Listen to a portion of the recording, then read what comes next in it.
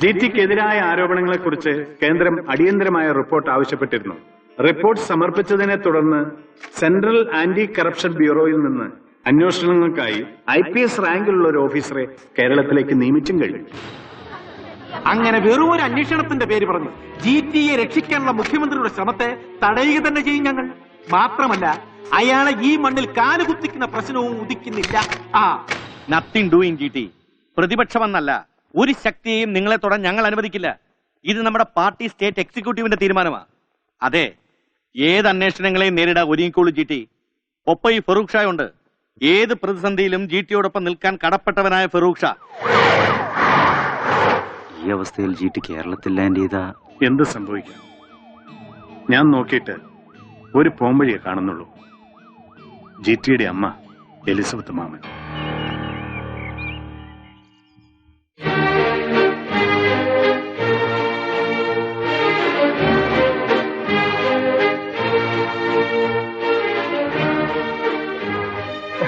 ആഹാ, കുഞ്ഞമ്മിയും റഷീദും എല്ലാരും ഉണ്ടല്ലോ. എന്നതാ വിശേഷം? ഇരിക്കേ. ഇലക്ഷന് തൊട്ടു മുമ്പ് സ്ഥാനാർത്ഥി ലിസ്റ്റിൽ പേര് മറപ്പിച്ചേച്ച് ഇവിടെ നിന്ന് പോയതിൽ പിന്നെ കാണുന്നത് ഇപ്പോഴാ. പറഞ്ഞോ കുഞ്ഞമ്മേ, എന്നതാ വന്ന കാര്യം? CMന്റെ പ്രത്യേക നിർദ്ദേശപ്രകാരമാണ് ഞങ്ങൾ വന്നിരിക്കുന്നത്. മന്ത്രിസഭ ഇപ്പൊ ശരിക്കും ഒരു പ്രതിസന്ധിയില്ല. GT രാജിവെക്കണമെന്ന അഭിപ്രായമുണ്ട് ഘടകകക്ഷികളിൽ ചിലർക്ക്. അതിനിടയിലെ ലണ്ടനിൽ നിന്ന് വരുന്ന GTയെ കേരളത്തിലെ കാലുകുത്തിക്കില്ല എന്നുള്ള വാശിയിലാ പ്രതിപക്ഷം. ഇതാ ഇപ്പോഴത്തെ ഒരു പ്രതിസന്ധി. ഇതിലിപ്പോ ഞാൻ എന്നെ വേണമെന്നാ? GT ഏതെങ്കിലും അന്യ സംസ്ഥാനത്ത് ഫ്ലൈറ്റ് ഇറങ്ങിയ പ്രശ്നം ഒന്ന് തണുക്കും. അതിന് ചേച്ചി ഒന്ന് പറഞ്ഞ് GTയെ കൊണ്ട് സമ്മതിപ്പിക്കണം. അതെ, അമ്മച്ചി പറഞ്ഞ GT അനുസരിക്കും. നിങ്ങൾ പറഞ്ഞത് നേരാ. ഞാൻ പറഞ്ഞാൽ അവൻ അനുസരിക്കും. പക്ഷേ അതിലൊരു ന്യായം വേണം. ഇതിലിപ്പോഴെന്നതാ ന്യായമുള്ളത്? ഒന്ന് പറഞ്ഞേ. അല്ല, അവരൊക്കെ ഉണ്ടാക്കുന്ന ആരോപണങ്ങളിലും വിവാദങ്ങളിലും പെട്ട് വെറുതെ GTയുടെ രാഷ്ട്രീയ ഭാവി. അങ്ങനെ ചുമ്മാ ഒരു ആരോപണത്തിന്റെ പുട്ടുകുമ്പത്തെ വേവിച്ചിറക്കാനുള്ള ചരക്കല്ല ചേന്നംകുളത്തുകാർക്ക് രാഷ്ട്രീയം. അറിയാമോ? ഇല്ലെങ്കിൽ ഞാൻ പറഞ്ഞു തരാം. ജോർജ് കുട്ടിയെ പുരോഹിതനാക്കാമെന്ന് നേർന്ന അവന്റെ വല്യപ്പന്റെ വാക്കും തെറ്റിച്ച് എന്റെ കെട്ടിയോന്റെ മാമച്ചന്റെ കൈയും പിടിച്ച് 14-ാം വയസ്സിൽ അവൻ പോയത് പൊളിറ്റിക്സിലോട്ടാ. പൊളിറ്റിക്സ് എന്ന് പറഞ്ഞാൽ എന്നതാ? ഇപ്പോഴുള്ള നേര് നിറയും കെട്ട പൊളിറ്റിക്സ് അല്ല. അപ്പന്മാരുണ്ടാക്കിയ പാരമ്പര്യവുമായിട്ട് ജനസേവനത്തിന്റെ വേദപുസ്തകം കഷ്ടപ്പെട്ട് പഠിച്ചു നേടിയ പൊളിറ്റിക്സിലോട്ടാണ് അവൻ ഇറങ്ങിയത്. അതിന് അവനെ ഒപ്പീസ് ചൊല്ലി പുറത്താക്കാമെന്ന് ഒരു അപ്പോസ്റ്റലിനും കരുതണ്ട.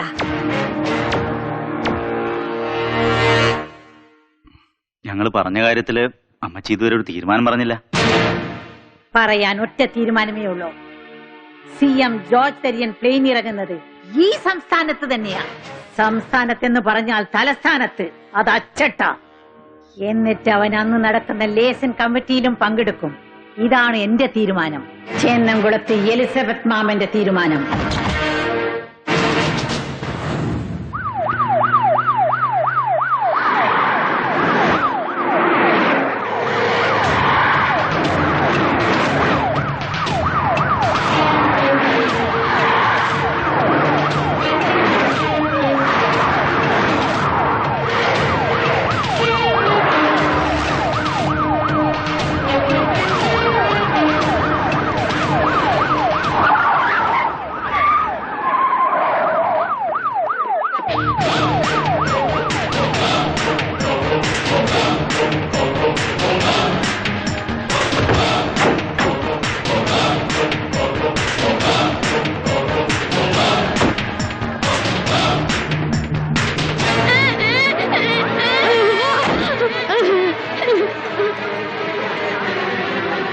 അടിച്ചു പൊളിക്കേ.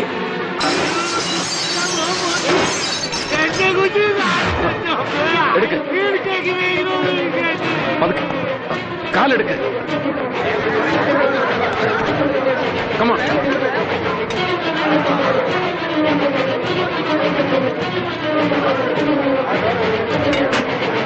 Close.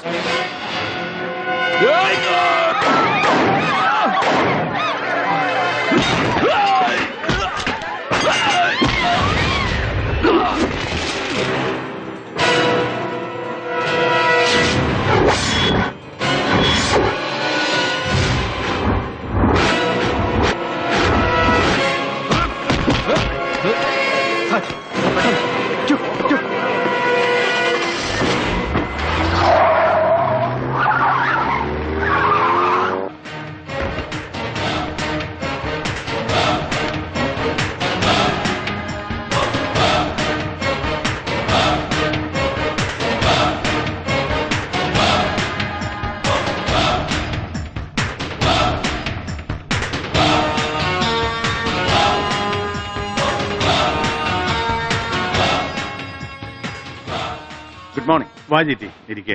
അമ്പോ പോയല്ലോ ജനനായകന്റെ പിന്തുണയും പ്രതിച്ഛായയും.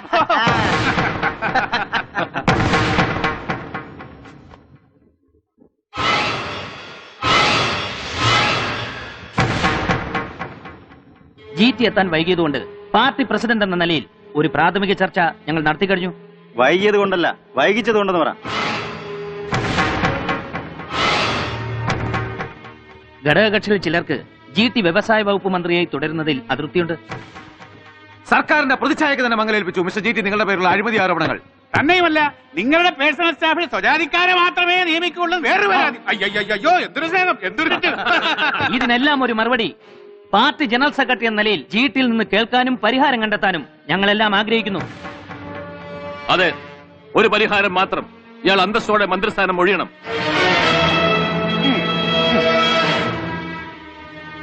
GT എന്തിന് സ്ഥാനം ഒഴിയണമെന്ന് നിങ്ങളൊക്കെ ഒന്ന് ബോധിപ്പിച്ചാൽ കൊള്ളാം. പ്രതിപക്ഷം നിയമസഭയിൽ തെളിവ് സഹിതം വെച്ച അഴിമതി ആരോപണത്തിന്റെ പേരിൽ എന്താ അത് പോരുന്നുണ്ടോ ഫാറൂഖ് ഷായ്ക്ക്? GTക്കെതിരെ പടയൊരുക്കം നടത്തുന്നവർ ഒരു കാര്യം മറക്കണ്ട, GT ഒറ്റയ്ക്കല്ല. GTയെ കൊണ്ട് രാജി വെപ്പിക്കുമെന്നുള്ള സ്ഥിരം ഷോയൊക്കെ വല്ല ചാനലിലും മതി. GTയുടെ പ്രതിച്ഛായയ്ക്ക് മേൽ കളങ്കമേൽപ്പിച്ചവർ ആരായാലും ശരി, അവരെ കൊണ്ട് തന്നെ ഞങ്ങൾ ആ മുള്ളെടുപ്പിക്കും. ജിറ്റിന്ന് എല്ലാവരും ഒരു മറുപടി പ്രതീക്ഷിക്കുന്നു. സർ, എന്റെ രാഷ്ട്രീയ വനവാസത്തിനായി കാത്തിരിക്കുന്നവരോടും എന്റെ പേരിലുള്ള ആരോപണങ്ങൾ കൊട്ടിഘോഷിക്കുന്ന മാധ്യമ സുഹൃത്തുക്കളോടും പിന്നെ എന്നെ തുടച്ചു നീക്കാനായി ഒരുമ്പെട്ടിറങ്ങിയവരോടും ആദ്യ ആരോപണത്തിനുള്ള മറുപടി. ഞാൻ നടത്തിയെന്ന് പറയപ്പെടുന്ന 450 കോടിയുടെ അഴിമതി കഥയിലെ യഥാർത്ഥ പ്രതിനായകർ അധികാര ദുർമോഹങ്ങളുടെ പനിക്കടക്കയിൽ കിടക്കുന്ന അങ്ങയുടെ ഭരണകക്ഷിയിൽ തന്നെയുള്ള ചിലരാണെന്ന് ഞാൻ പറഞ്ഞാൽ, ആ ആരോപണം ഉന്നയിച്ച ഈ രാജൻ നാടാർ MLA അവരുടെ കണക്കപ്പിള്ള മാത്രമാണെന്ന് ഞാൻ പറഞ്ഞാൽ, അഴിമതിയിൽ മുങ്ങിക്കുളിച്ചു കിടക്കുന്ന അവരുടെ വകുപ്പുകൾക്ക് മേലെയുള്ള കളങ്കം പൊതിഞ്ഞു വെക്കാനാണ് ഈ അഴിമതി ആരോപണമെന്ന് ഞാൻ പറഞ്ഞാൽ, അത് പരസ്യമായിട്ട് ഇവിടെ വെച്ച് നിഷേധിക്കാൻ ഈ ഇരിക്കുന്നവരിൽ ആരെങ്കിലും തയ്യാറുണ്ടോ? അല്ല, അത് പിന്നെ ഇല്ലെങ്കിൽ അടുത്ത ആരോപണത്തിനുള്ള മറുപടി. പേഴ്സണൽ സ്റ്റാഫിന്റെ നിയമന കാര്യത്തിൽ സ്വജനപക്ഷപാതം ഇവിടെ വെച്ചെഴുതിത്ത അവരവരുടെ വകുപ്പിൻ കീഴിൽ വളയം പിടിക്കുന്നവർ, തൂപ്പുകാർ, ടോയ്ലറ്റ് കഴുകുന്നവർ, സെക്രട്ടറി തലം മുതൽ ക്ലാസ് 4 ജീവനക്കാരടക്കം പേരും ജാതിയും അടങ്ങുന്ന ഒരു ലിസ്റ്റ്. ഒപ്പം ഞാനും വെക്കാൻ എന്റെ ലിസ്റ്റ്. അത് കണ്ടാൽ അങ്ങേക്ക് വ്യക്തമാവും അതിലെ മതേതരത്വവും ഇവിടെ ഇരിക്കുന്നവരിൽ ചിലരുടെ ജാതി വെറിയുടെ കാണാ ചരിത്രവും. അതിന്റെ പേരിൽ അങ്ങേക്ക് കിട്ടുക എന്റെ രാജിയല്ല, ഇവിടെ ഇരിക്കുന്ന ഒരു പറ്റത്തിന്റെ കൂട്ടരാജി. ഇന്റലക്ച്വൽ അനാർക്കിസം നടമാടിയിരുന്ന ഒരു വകുപ്പിനെ ഇന്റലക്ച്വൽ റിജുവിനേഷനിലൂടെ രക്ഷപ്പെടുത്താൻ ശ്രമിച്ചതാണ് ഞാൻ ചെയ്ത മറ്റൊരു കുറ്റം. ജീർണം പിടിച്ചാൽ അതിനുള്ള ചികിത്സ അമുക്കുരം കൊടുക്കലാണെന്ന് പഴമക്കാർ പറഞ്ഞു കേട്ടിട്ടുണ്ട്. ഈ രാഷ്ട്രീയ ജീർണതയ്ക്ക് കഴിയുമെങ്കിൽ അങ്ങനെ ഒരു ചികിത്സ ആവാം സർ. അയ്യോ എന്തൊരു ശരിയാ എന്ന് പറയുന്നില്ലയോ?